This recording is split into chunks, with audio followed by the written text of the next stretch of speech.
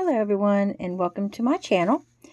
Today's video is the having fun making jewelry collab, and every month we have different color schemes that we are supposed to go by when making our projects, and there's several, like you get two different challenges that you can choose to incorporate one or the other if you would like to.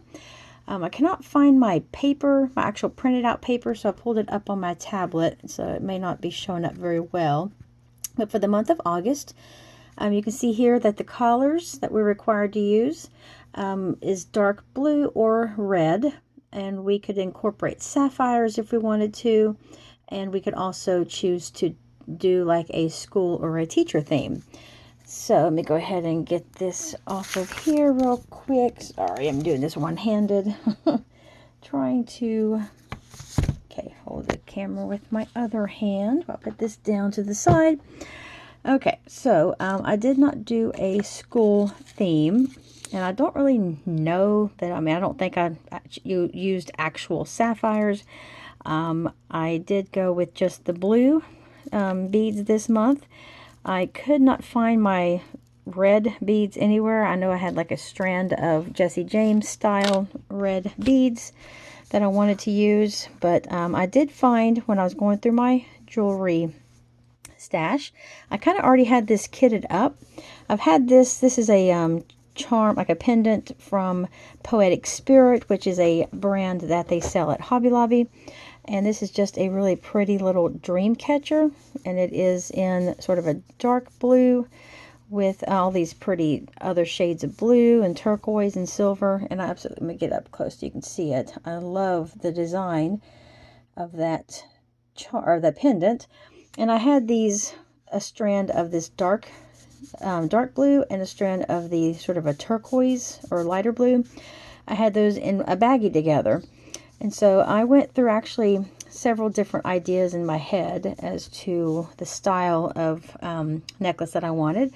And when I was looking at some beads I had gotten recently, I found these really dark blue. And they're sort of, I don't really know how to explain it, but they just sort of have different tones through them. And I just really like the way that they...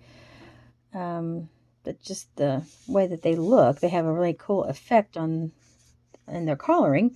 And then I found these little filigree bead caps in my stash as well. And I'm real big on using a lot of spacer beads. I think it really helps to make certain elements stand out that you like in a necklace. And so I just kind of made a little pattern of 3 of the darker blue surrounded by a lighter blue on each end, and then the little dark blue sort. It's not a pearl, but it's just, they're really round, they're really smooth. I mean, they're almost like glass. They're very smooth, and I wish I had some more of those to show outside of that bead cap, but if I have any more, they're across the room somewhere in my blue beads. And so I just really like the way that this design turned out with the dream catcher hanging on the end there. We hang it up a little bit. And then at the top, I just used a larger sized lobster clasp, made this little dangle for the end there. And I love this necklace. I'm absolutely in love with this necklace. I was thinking about seeing if my mom would like it because she's really into blues, but ever since I was little, well, especially more when I was younger, I really loved like Indian themed things. And I remember going to a reservation with my grandparents when I was a kid, and just really enjoyed going to like the gift shop and just seeing the people. And it was just, I've always been really into the sort of the West, like the Native American themed items. So, and I really like these blues together. I'm not usually too crazy about the color blue, but I really happen to love this necklace.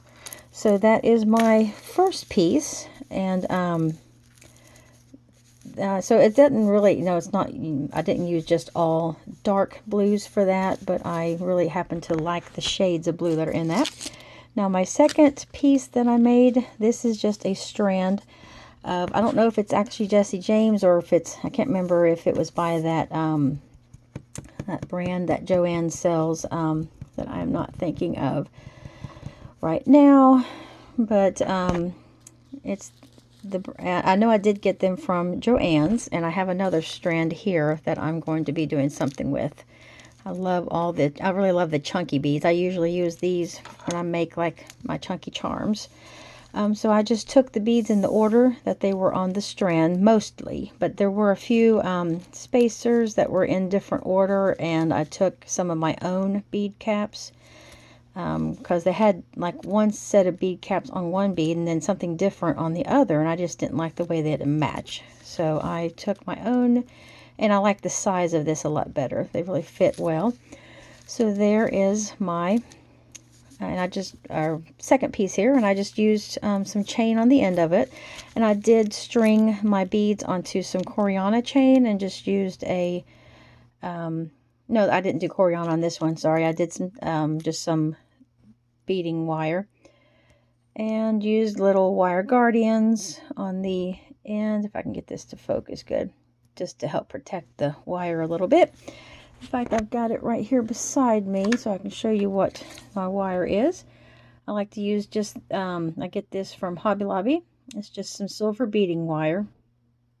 It's not that expensive, but I think it's maybe $6 or $7, and then I use my 40% off coupon. And then I just use some plain silver chain that I get in, on a roll from Hobby Lobby as well. It's by the Metal Gallery. And a little bit of a chunkier lobster clasp. Now this one, I think I am going to see if my mom would like it, but it may be a little bit too chunky for her because she's not really into the really big, and it's got some weight to it. It's sort of heavy, but if she doesn't like it, I will of course keep it because I really like the silver. And this is a very, very dark blue bead here. It's almost black looking, but I love how it has sort of a almost a disco ball look to it with all the different flecks of color through it. Absolutely love this one as well, and I'm getting my stuff in the way here. I'm going to be doing another jewelry video because I have been on a humongous jewelry making kick in the past week and a half, and I've probably got about 15 pieces to show. 10 or 15, I'm not really sure, I lost count, but I'll be doing another video to show that. I didn't want to take up forever in this one. So those are my two pieces that I made for the Having Fun Making Jewelry collab. I love, love, love both of these necklaces. And everyone's links will be in the description below for those that are participating in this as well. So please go check them out. And thank you so much to Deb Houck. She is the host of this collab. It's Deb Houck's Crafty Cottage. And so check out hers as well as everybody else's projects and what they made this month. And thank you so much. I'll talk to y'all next time. Goodbye.